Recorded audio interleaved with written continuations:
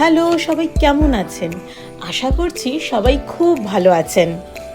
সৌমিত্রা ডায়েরির আরেকটা পাতা থেকে প্রবাসের ইতিকাহিনীর গল্প নিয়ে আমি সৌমিত্রা চলে এসেছি আপনাদের সামনে।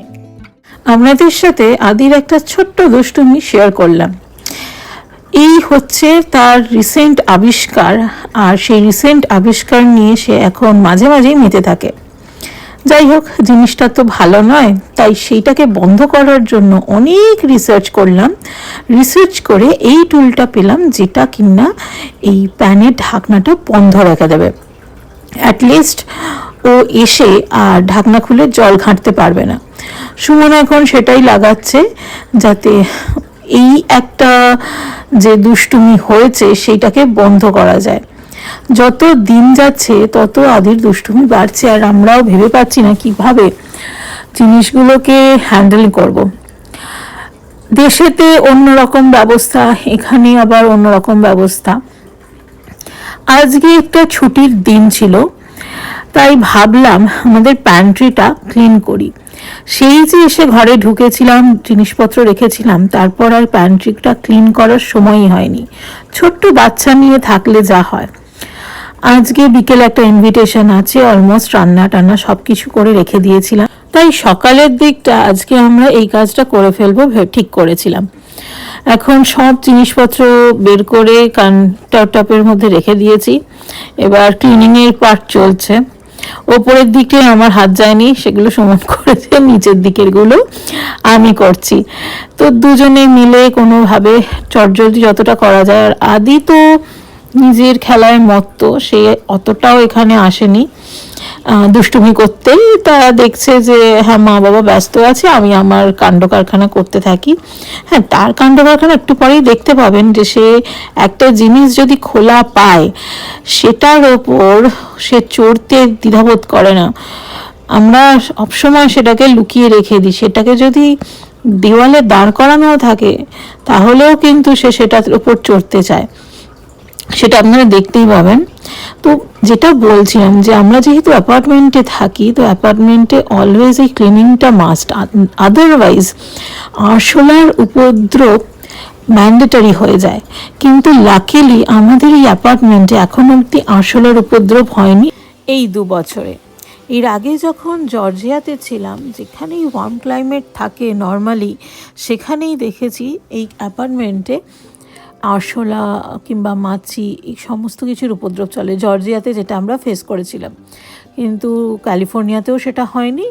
অ্যান্ড ইভেন এখানে এসেও এই যে অ্যাপার্টমেন্টে আমরা থাকছি, সেখানেও এখনও অবধি আমরা কোনো আরশোলার উপদ্রব পাইনি। এই যে শুরু হয়েছে ওনার দুষ্টুমি। সিঁড়ি থেকে সমস্ত জিনিসগুলো সরিয়ে রাখছে যাতে উনি উঠতে পারেন।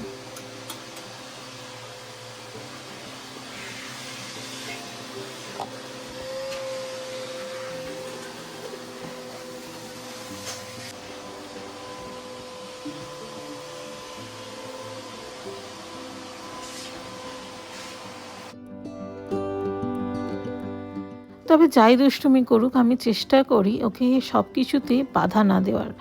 অ্যাটলিস্ট ও নিজের মতো সব জিনিস এক্সপ্লোর করুক। এই যে এখন মইতে উঠেছে, আমি সামনে রয়েছি, আর আমি চাইছি ও নিজেই নিচে নামুক। ইনকেস যদি না পারে, বা তখন আমি আস্তে আস্তে ওকে সরিয়ে নেব। এই যে দেখুন, ও নিজেই কিন্তু চেষ্টা করছে, আমি চেষ্টা করছি পারলেই ওকে কোলে করে নিয়ে সরে আসতে পারি, কিন্তু আমি ওকে সেই সময়টা দিচ্ছি যাতে ও নিজে জিনিসটা করতে পারে। নামো নামো, কিচ্ছু হয়নি, নামো, নাম। এবার ভয় পাচ্ছে, আর নামবি না, নাম নাম নাম। এটা ধর, নাম।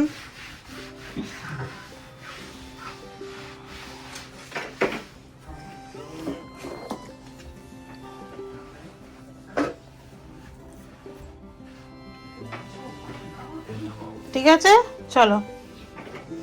আর নয়, আর নয়, আর নয়। এরপর সমস্ত কিছু গুছিয়ে রাখতে হবে, কিন্তু এরই মধ্যে আমাদের ইন্ডিয়া থেকে পার্সেল চলে এসছে। হ্যাঁ, এই ফার্স্ট টাইম আমরা ইন্ডিয়া থেকে একটা পার্সেল আনালাম ইন্ডিয়ান পোস্টের থ্রু দিয়ে। মা বাবা সেই জিনিসটা পুরো পার্সেল করে আমাকে পাঠিয়ে দিয়েছে। দেখুন, ইন্ডিয়ান পোস্টে পার্সেল পাঠানোর নিয়ম একদমই আলাদা। আমাদের প্রায় 3 কেজির মতো মাল এসছে, আর দাম পড়েছে প্রায় 3000 টাকার কাছে। আর আমার বলতে গেলে জিনিসপত্র এসছে, গোপালের একটা জামা মা পাঠিয়ে দিয়েছে, আর তার সাথে সাথে ম্যাক্সিমামটাই আদির জামা প্যান্ট আর কিছু পাঞ্জাবি।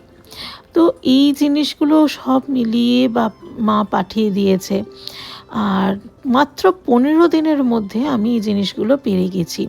খুবই চিন্তায় ছিলাম, যে কারণ আমরা এখন আর ইন্ডিয়া যাচ্ছি না, আদি বড় হয়েছে, কবে ইন্ডিয়া যাব, সামনে আদির জন্মদিন, বা আরও এবার জামাগুলো ছোট হয়ে যাচ্ছে, ইন্ডিয়ান অ্যাটায়ার এখানে খুব একটা তো পাওয়া যায় না, তাই কিছু জিনিস ইন্ডিয়া থেকে আনলে ভালোই লাগে। আর মা বাবারও ইচ্ছে ছিল আদিকে কিছু জামা কাপড় দেওয়ার, তো বললাম ঠিক আছে চলো তাহলে ইন্ডিয়ান পোস্টের থ্রু দিয়েই পাঠিয়ে দেখো। তো মা বাবারা ফার্স্ট টাইম ইন্ডিয়ান পোস্টের থ্রু দিয়ে পাঠালো, কিছু মোজাও পাঠিয়েছে, আর তার সাথে সাথে আমাদের এখানে হকিংসের প্রেশার কুকারের গার্ডার পাঠিয়েছে, যেগুলো এখানে আমি এখন অবধি কোথায় পাওয়া যায় খুঁজে পাইনি, তাই ওগুলোও একসাথে পাঠিয়ে দিয়েছে। আর মা একটা ছোট্ট স্টিলের গ্লাস পাঠিয়েছে আদির জন্য, যাতে আদি স্টিলের গ্লাসে জল খেতে পারে। আর এবছরে আদির জন্য জন্মাষ্টমীর জামাও মা পাঠিয়ে দিয়েছে। তো সব কিছু মিলিয়ে এই জিনিসগুলো এসছে, আর সেটা আপনাদের সাথে শেয়ার করলাম। আসলে অনেক দিন একটা ডেলি ভ্লগ দেওয়া হয়নি, আর আজকের দিনে অনেক কিছু করেছি, সেটা মনে হলো আপনাদের সঙ্গে ছোট্ট করে একটু শেয়ার করা যায়। তাই আজকে সারাদিনের মেন ইম্পর্টেন্ট যে জিনিসগুলো আমরা করেছি, আর বিশেষ করে আজকেই যখন এই জিনিসগুলো এসে গেছে, তাই ভাবলাম আজকের দিনের ব্লগটা আপনাদের সাথে শেয়ার করি। আশা করছি আজকে ব্লগটা আপনাদের ভালো লাগবে। আর বিকেলে আমাদের একটা ইনভিটেশন আছে, সেখানে আমরা তো যাবই, তো সেখানে কিছু মুহূর্ত আপনাদের সাথে শেয়ার করছি। ওখানে বেবি বস থিমে জন্মদিন পার্টি করেছিল, একটা ছোট্ট বেবির ফার্স্ট ইয়ার জন্মদিন পালন হয়েছে। আদি এই মিকি মাউসটাকে দেখে প্রচণ্ড ভয় পেয়েছিল, বাট হি এনজয়েড আ লট। আর এইভাবেই আপনাদের সাথে আজকে ছুটির দিনটা আমরা কিভাবে কাটালাম সেটা শেয়ার করলাম। তাহলে চলুন আজকের জন্য ব্লগটা এখানেই শেষ করছি। সবাই খুব ভালো থাকবেন, হাসি খুশি থাকবেন। দেখা হচ্ছে খুব শিগগিরই পরের ব্লগে।